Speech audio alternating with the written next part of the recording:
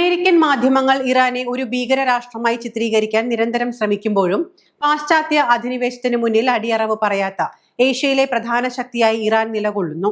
റഷ്യയും ചൈനയുമായി ഇറാൻ രൂപീകരിച്ചിരിക്കുന്ന പുതിയ സാമ്പത്തിക സൈനിക പങ്കാളിത്തം അമേരിക്കയുടെ ഏകധ്രുവ ലോകക്രമത്തിന് വൻ ഭീഷണിയാണ് ഉയർത്തുന്നത്. ബ്രിക്സ്, ഹാങ്ഷായ് കോർപ്പറേഷൻ ഓർഗനൈസേഷൻ തുടങ്ങിയ ആഗോള കൂട്ടായ്മകളിൽ ഇറാൻ സജീവ പങ്കാളികളായതോടെ ഉപരോധങ്ങൾ കൊണ്ട് ഇറാനെ വീഴ്ത്താമെന്ന വാഷിംഗ്ടണിന്റെ മോഹങ്ങൾ തകരുകയാണ്. അമേരിക്കയും ഇസ്രായേലുമായുള്ള അതിശക്തമായ യുദ്ധത്തിനിടയിൽ തങ്ങളുടെ പ്രതിരോധ സംവിധാനങ്ങൾ പുനർനിർമ്മിക്കാൻ വൻ നീക്കവുമായി ഇറാൻ മുന്നോട്ടു പോവുകയാണ്. ചൈനയിൽ നിന്ന് തോളിൽ വെച്ച് പ്രയോഗിക്കാവുന്ന 400 വ്യോമ പ്രതിരോധ മിസൈൽ ലോഞ്ചറുകൾ വാങ്ങാൻ ഇറാൻ കരാറിലേർപ്പെട്ടതായി റോയിട്ടേഴ്സ് റിപ്പോർട്ട് ചെയ്യുന്നു.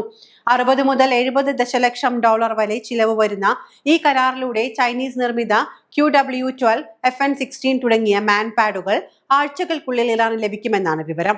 മാസങ്ങൾ നീണ്ട ആക്രമണങ്ങളിൽ ഇറാന്റെ വ്യോമ പ്രതിരോധ സംവിധാനങ്ങൾക്ക് വലിയ നാശനഷ്ടങ്ങൾ സംഭവിച്ചിരുന്നു.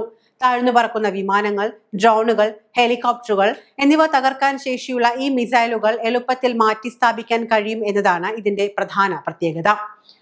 ഹോങ്കോങ് ആസ്ഥാനമായുള്ള കമ്പനി വഴി നിർമ്മിക്കുന്ന ഈ ആയുധ വിതരണം പാകിസ്ഥാൻ വഴി വിമാനമാർഗമോ കരമാർഗമോ എത്തിക്കാനാണ് പദ്ധതിയിടുന്നത് എന്നും റോയിട്ടേഴ്സ് സൂചിപ്പിക്കുന്നുണ്ട്. ഇറാനിയൻ വിഭാഗത്തിനും ചൈനീസ് വിതരണക്കാർക്കും ഇടയിൽ ഇടനിലക്കാരനായി പ്രവർത്തിക്കുന്ന ഹോങ്കോങ് ആസ്ഥാനമായുള്ള ഷോങ്ചിങ് ബോക്ഷോങ് ഇന്റർനാഷണൽ ഇൻവെസ്റ്റ്മെന്റ് എന്ന കമ്പനിയാണ് കരാറിൽ ഒപ്പിട്ടിരിക്കുന്നത്. എന്നാൽ ഇതിനെ അടിസ്ഥാനരഹിതമായ റിപ്പോർട്ടാണ് എന്നും സമാധാനം പ്രോത്സാഹിപ്പിക്കുന്നതിനും സംഘർഷം അവസാനിപ്പിക്കുന്നതിനും നിരന്തരം പ്രവർത്തിച്ചിട്ടുള്ള ഈ വിഷയത്തിൽ ചൈനീസ് വിദേശകാര്യ മന്ത്രാലയം ഇത് സംഭവിച്ചിട്ടില്ല എന്നാണ് പ്രതികരിച്ചിരിക്കുന്നത്. ബീജിംഗ് ആസ്ഥാനമായുള്ള ഷോങ്ചിങ് ബോഷാങ് ഗ്രൂപ്പ് സംഭവവുമായി ബന്ധപ്പെട്ട് പ്രതികരിച്ചിട്ടില്ലെന്നും റോയിട്ടേഴ്സ് റിപ്പോർട്ടിൽ പറയുന്നുണ്ട്. ഇറാന്റെ മിസൈൽ, ഡ്രോൺ, വ്യോമ പ്രതിരോധ പദ്ധതികളുമായി ബന്ധപ്പെട്ട കേന്ദ്രങ്ങളെ US-ഉം ഇസ്രായേലും ആക്രമിക്കുകയും ടെഹ്റാൻ ബലിസ്റ്റിക് മിസൈലുകളും ഡ്രോണുകളും ഉപയോഗിച്ച് തിരിച്ചടിക്കുകയും ചെയ്ത മാസങ്ങൾ നീണ്ട പോരാട്ടത്തിനു ശേഷം ഇറാൻ കൂടുതൽ ആയുധങ്ങൾ ആവശ്യമായി വന്നിരിക്കുകയാണ്. അത്യാധുനിക വിമാനങ്ങളിൽ നിന്നും കൃത്യതയാർന്ന ബോംബാക്രമണങ്ങളിൽ നിന്നും സ്ഥിരമായ സൈനിക തന്ത്രപ്രധാനമായ കേന്ദ്രങ്ങളെ സംരക്ഷിക്കുന്നതിലെ വെല്ലുവിളിയാണ് ഈ സംഘർഷം എടുത്തു കാണിക്കുന്നത്. 2 ആഴ്ചത്തെ ബോംബാക്രമണം ശനിയാഴ്ച വാഷിംഗ്ടൺ പെട്ടെന്ന് നിർത്തിവെച്ചിരുന്നു.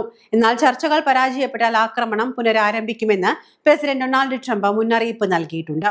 100 കണക്കിന് മാൻപാഡുകളുടെ വിതരണം ഇറാന്റെ ഹ്രസ്വദൂര വ്യോമ പ്രതിരോധ ആയുധശേഖരത്തെ കാര്യമായി വികസിപ്പിക്കുകയും ചൈനയുമായുള്ള സൈനിക ബന്ധം എത്രത്തോളം ആഴത്തിലുള്ളതാണ് എന്ന് അടിവരയിടുകയും ചെയ്യുകയാണ്. മുൻപ് നമ്മൾ പലപ്പോഴും സംസാരിച്ചിരുന്ന കാര്യമാണ് എന്തുകൊണ്ടാണ് ഇറാന് ഇത്ര കൃത്യതയോടെ അമേരിക്കൻ വ്യോമ പ്രതിരോധ കേന്ദ്രങ്ങളിൽ ആക്രമിക്കാൻ സാധിക്കുന്നത് എന്നത്. അതിന്റെ കൃത്യമായ കാരണവും അന്ന് പറഞ്ഞിരുന്നതാണ്. ചൈനയുമായും റഷ്യയുമായും ഇറാനുള്ള ഈ ബന്ധം തന്നെയാണ് അതിനുള്ള തെളിവ്. ചൈനയുമായി ബന്ധപ്പെട്ടാണ് ഇത്ര കൃത്യമായ വിവരശേഖരണം ഇറാന് ലഭിച്ചത് എന്ന് അന്ന് തന്നെ നമ്മൾ പറഞ്ഞിരുന്നതാണ്. അതായത് ചൈനീസ് ഉപഗ്രഹങ്ങൾ വഴി അമേരിക്കയുടെ വ്യോമത്താവളങ്ങളെ കുറിച്ചുള്ള കൃത്യമായ വിവരങ്ങൾ ഇറാന് ലഭിക്കുന്നുണ്ടായിരുന്നു. ഇപ്പോൾ ഈ ഒരു കരാറിലൂടെയും അത്തരത്തിലുള്ള ഒരു ബന്ധമാണ് അടിവരയിടപ്പെടുന്നത്. കരാർ ഒപ്പിട്ടിട്ടുണ്ട് എങ്കിലും വിതരണ സമയക്രമം, അളവുകൾ, മറ്റു നടപ്പിലാക്കൽ വിവരങ്ങൾ എന്നിവയിൽ ഇനിയും മാറ്റങ്ങൾ വന്നേക്കാം എന്നാണ് വൃത്തങ്ങൾ മുന്നറിയിപ്പ് നൽകുന്നത് എന്നും റോയിട്ടേഴ്സ് റിപ്പോർട്ടിൽ പറയുന്നു. കഴിഞ്ഞ 2 പതിറ്റാണ്ടുകളായി മിസൈലുകളും ഡ്രോണുകളും റഡാറുകളും ഇറാൻ വൻതോതിൽ നിക്ഷേപം നടത്തിയിട്ടുണ്ട് എങ്കിലും തോളിൽ വെച്ച് പ്രയോഗിക്കാവുന്ന ഇത്തരം വ്യോമ പ്രതിരോധ സംവിധാനങ്ങൾക്ക് വലിയ പ്രാധാന്യമുണ്ട് എന്ന് സൈനിക വിദഗ്ധർ പറയുന്നു. കാരണം അവ വേഗത്തിൽ പല സ്ഥലങ്ങളിലേക്ക് മാറ്റാനും ചെറിയ ടീമുകൾക്ക് പ്രവർത്തിപ്പിക്കാനും അടിക്കടി സ്ഥാനം മാറ്റാനും സാധിക്കും. എന്നാൽ ഈ റിപ്പോർട്ടുകൾ പൂർണ്ണമായും അടിസ്ഥാനരഹിതമാണ് എന്ന് ചൈനീസ് വിദേശകാര്യ മന്ത്രാലയം പറയുന്നുണ്ട് എന്നതും ഒരു വസ്തുതയാണ്.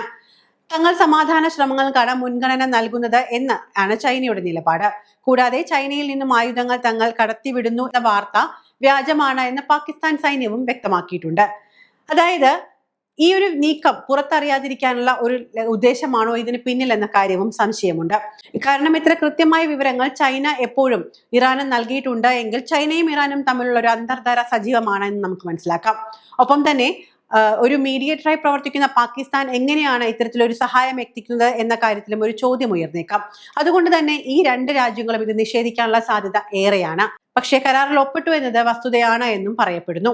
അമേരിക്കയുമായുള്ള വെടിനിർത്തൽ ചർച്ചകൾ പരാജയപ്പെട്ടാൽ ആക്രമണം പുനരാരംഭിക്കുമെന്ന് ഡൊണാൾഡ് ട്രംപ് മുന്നറിയിപ്പ് നൽകിയിട്ടുള്ള സാഹചര്യത്തിൽ ചൈനയുമായുള്ള ഈ പുതിയ ആയുധ കരാർ മിഡിൽ ഈസ്റ്റിലെ യുദ്ധ പശ്ചാത്തലത്തിൽ ഏറെ നിർണായകമാണ്. ചൈനീസ് സൈനിക ഉപകരണങ്ങളും 2 രീതിയിൽ ഉപയോഗിക്കാവുന്ന ഉൽപ്പന്നങ്ങളും കൂടുതൽ രഹസ്യമായി മാറ്റുന്നതിനും തടസ്സങ്ങൾ ഒഴിവാക്കുന്നതിനുമായി കരമാർഗങ്ങൾ ഉപയോഗിക്കുന്നത് ടെഹ്റാൻ പരിശോധിച്ചു വരുന്നതായി പാശ്ചാത്യ രഹസ്യാന്വേഷണ വൃത്തങ്ങളും വ്യക്തമാക്കിയിട്ടുണ്ട്.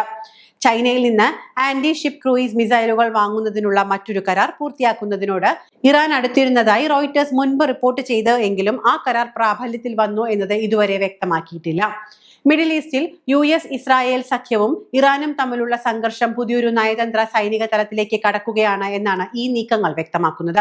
പരമ്പരാഗത യുദ്ധമുറകൾക്കും അപ്പുറം ബെയ്ജിങ്ങുമായി ഇറാൻ പുലർത്തുന്ന തന്ത്രപ്രധാനമായ അടുപ്പം വാഷിംഗ്ടണിനും വലിയ ആശങ്കകൾക്ക് വഴിവെച്ചിട്ടുണ്ട്.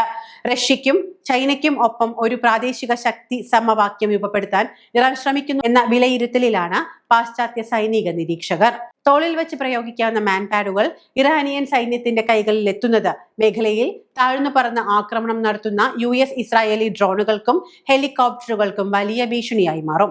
അതേസമയം അമേരിക്കൻ ഉപരോധങ്ങളുടെയും നയതന്ത്ര സമ്മർദ്ദങ്ങളെയും മറികടക്കാൻ റഷ്യ, ചൈന, ഇറാഖ്, പാകിസ്ഥാൻ തുടങ്ങിയ രാജ്യങ്ങൾ ഉൾപ്പെടുന്ന ബദൽ വിതരണ ശൃംഖലകൾ ടെഹ്റാൻ സജീവമാക്കുന്നുമുണ്ട്. ചൈന ഔദ്യോഗികമായി ഈ ആയുധ കരാർ നിഷേധിക്കുമ്പോഴും സാമ്പത്തിക സൈനിക മേഖലകളിൽ ഇരുകൂട്ടരും തമ്മിലുള്ള സഹകരണം വരും ദിവസങ്ങളിൽ കൂടുതൽ ശക്തമാകാനാണ് സാധ്യത. ഇതോടെ വെടിനിർത്തൽ ചർച്ചകൾ ഒരു വശത്ത് പുരോഗമിക്കുമ്പോഴും മിഡിൽ ഈസ്റ്റിൽ പുകയുന്ന യുദ്ധഭീതി ഒട്ടും കുറയുന്നില്ല എന്ന് ഉറപ്പാവുകയാണ്. മേഖലയിലെ ശക്തി സന്തുലനം ആരുടെ പക്ഷത്തേക്ക് തിരിയുമെന്നത് വരും ദിവസങ്ങളിലെ ചൈനയുടെയും അമേരിക്കയുടെയും നിലപാടുകളെ ആശ്രയിച്ചിരിക്കും.